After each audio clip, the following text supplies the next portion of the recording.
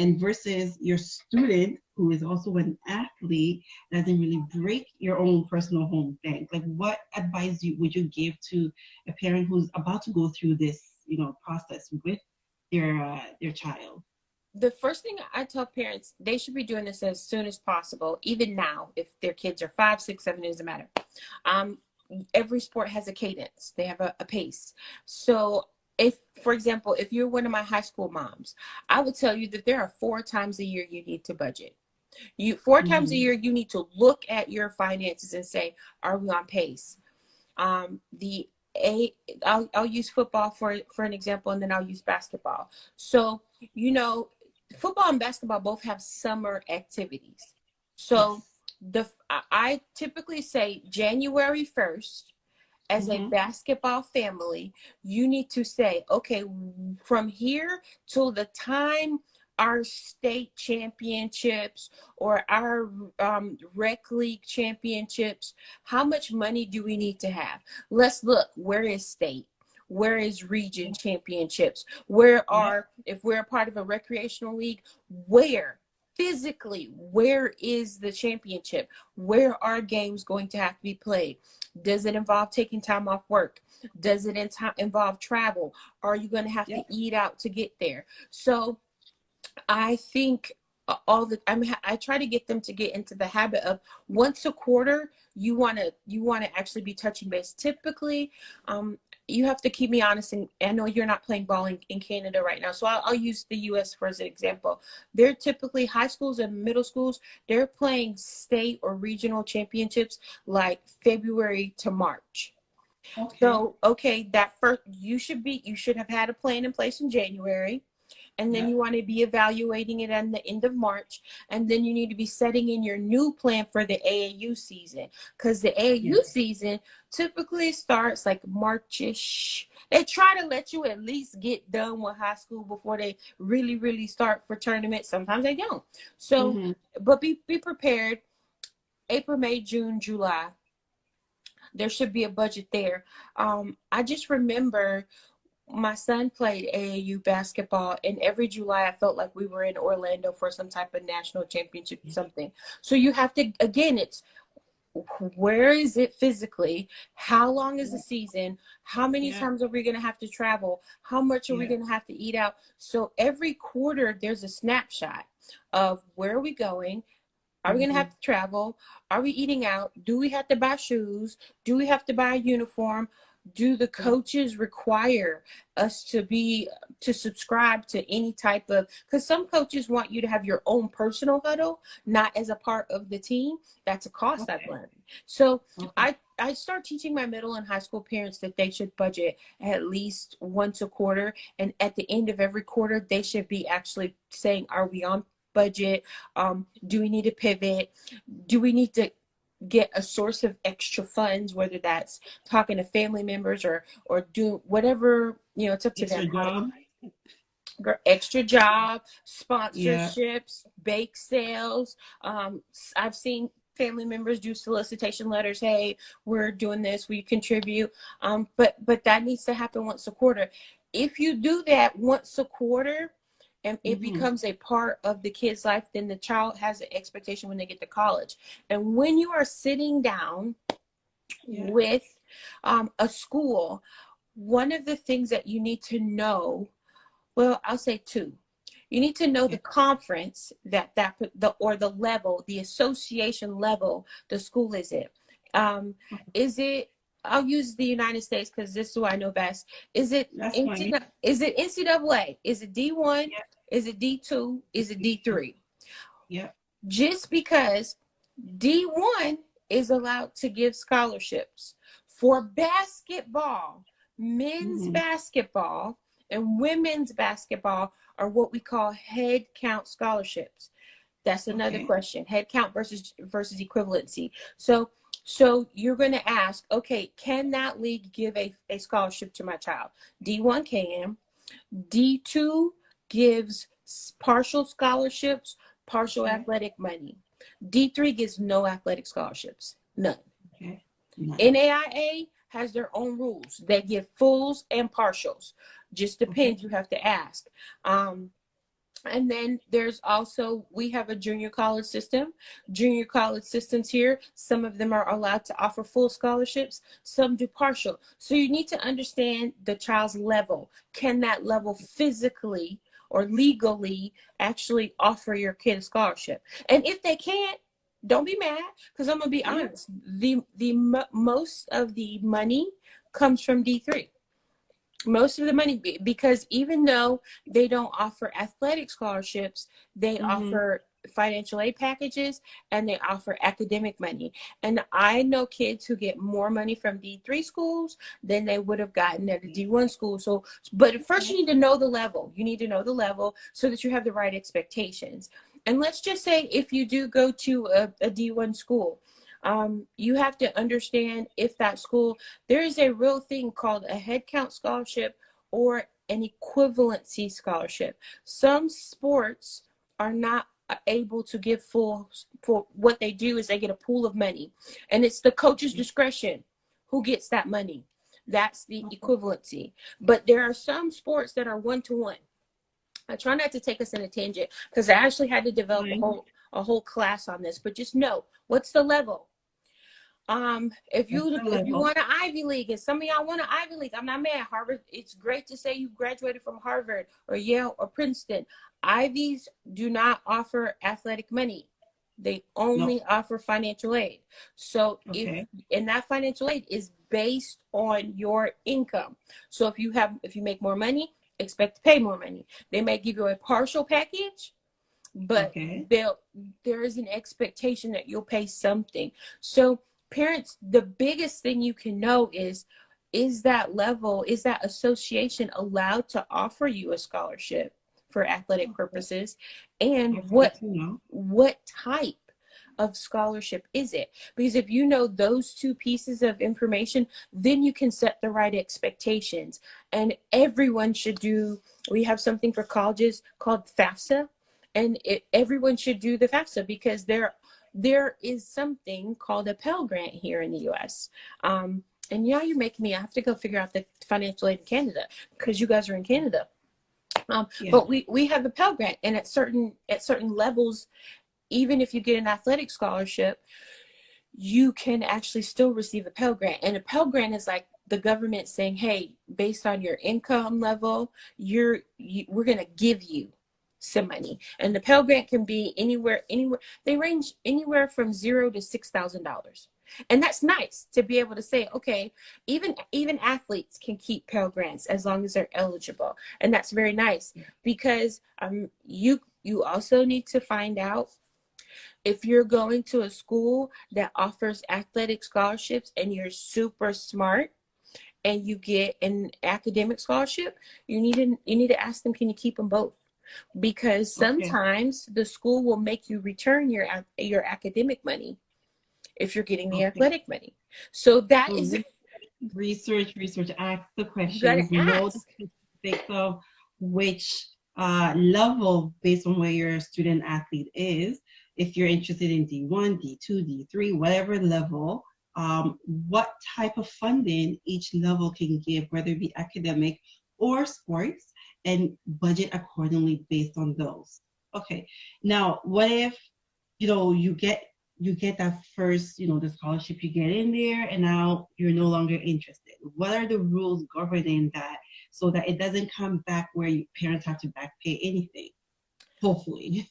So that's a really good question. So let me just say, one of the things you need to ask, so we have something called a National Letter of Intent. You need to read it. In the United States, athletic scholarships are not 4-year commitments. They are 1-year renewable scholarships.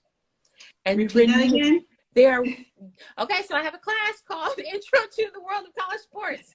We're gonna have to come to class, but here, 1-year renewable scholarships, unless the only D1 organizations that offer full, true 4-year commitments are our service academies, like the Air Force Academy, the West Point, the Naval Academy.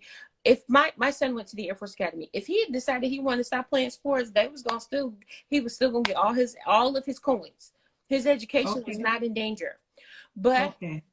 let's just say you go to, let me think of a prominent school. Okay, Alabama just won the national championship here, or Kentucky's a basketball school. Let's just say you go to Kentucky, Mm-hmm. and you're getting your athletic scholarship. You're on what they call full ride, and that's with a grain of salt. We'll talk about that as well. What if you don't? What if you can't hack it academically? Mm-hmm. You don't get to keep your scholarship when if Yeah. you don't. They'll put you on academic probation. They'll give you an opportunity, but if you can't get the grades up to at a certain amount within a certain period of time, then you lose your athletic money.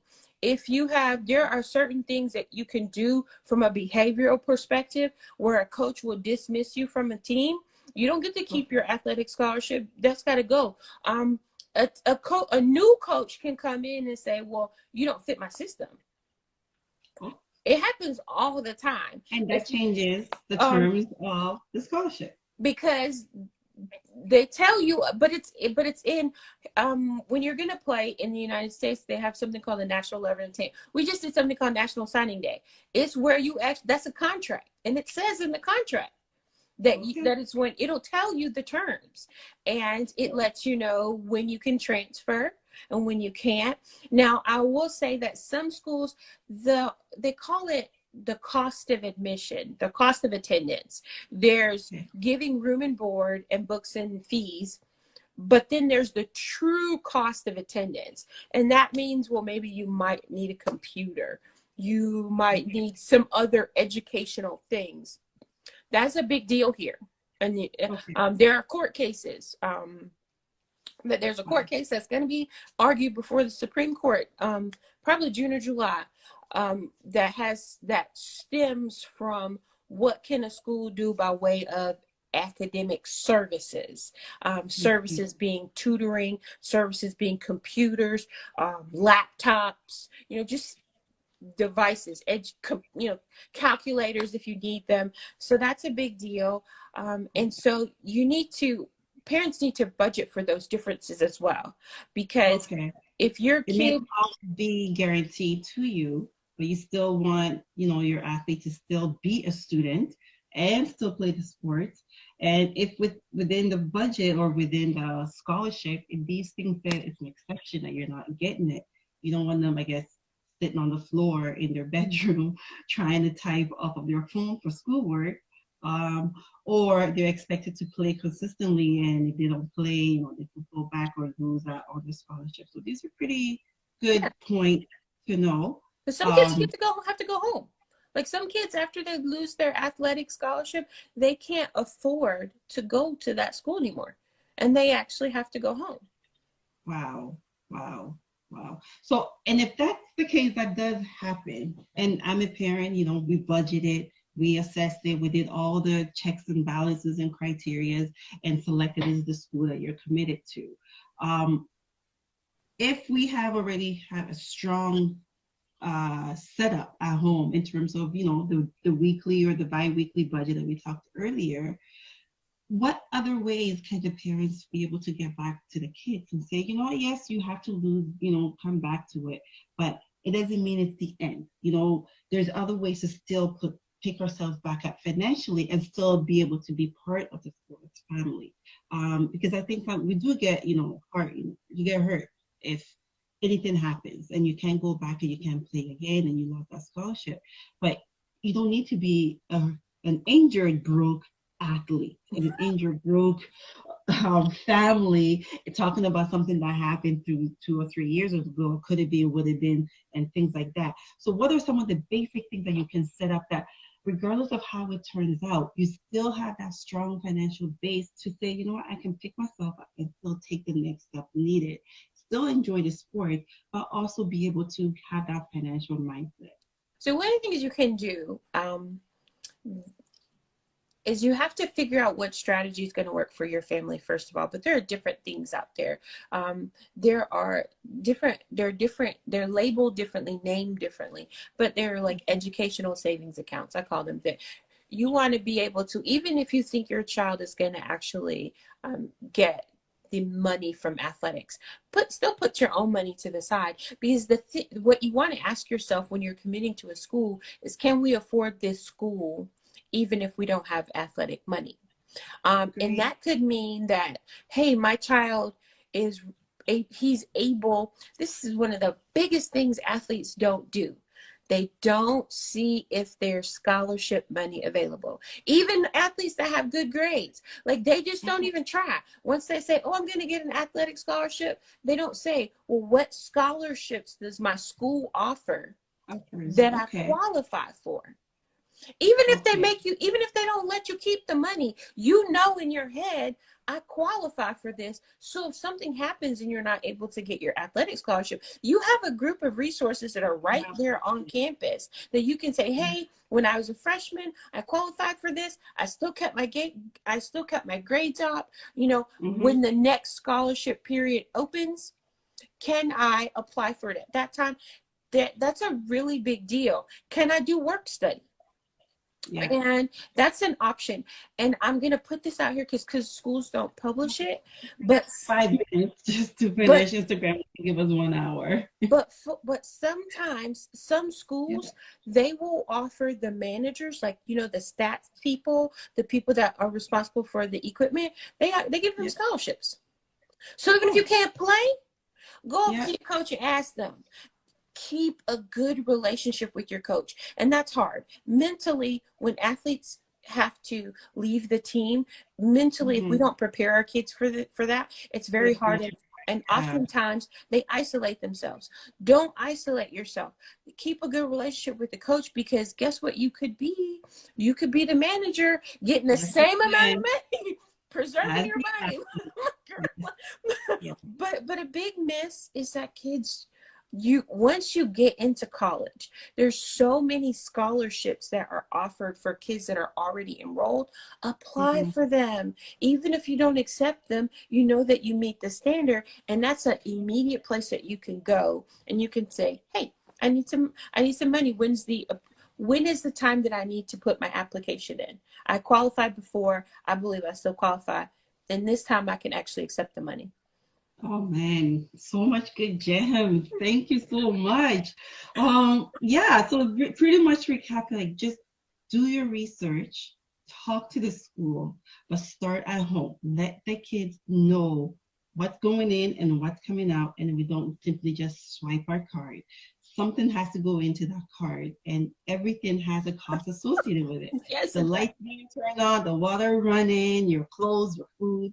So if they understand that basic understanding, and it progresses from elementary to high school to college to university, they have the financial back-end setting, so that even when you're making selection of which school, which scholarship, which division, it could be part of the process, and make sure that it's understanding, because ultimately they're becoming an employee, and this is their career, and this is what they're planning to do. So it's just as much as their decision as it is for the parents' perspective. So thank you so much, Jamesetta. Oh my God, we have so many different people coming in.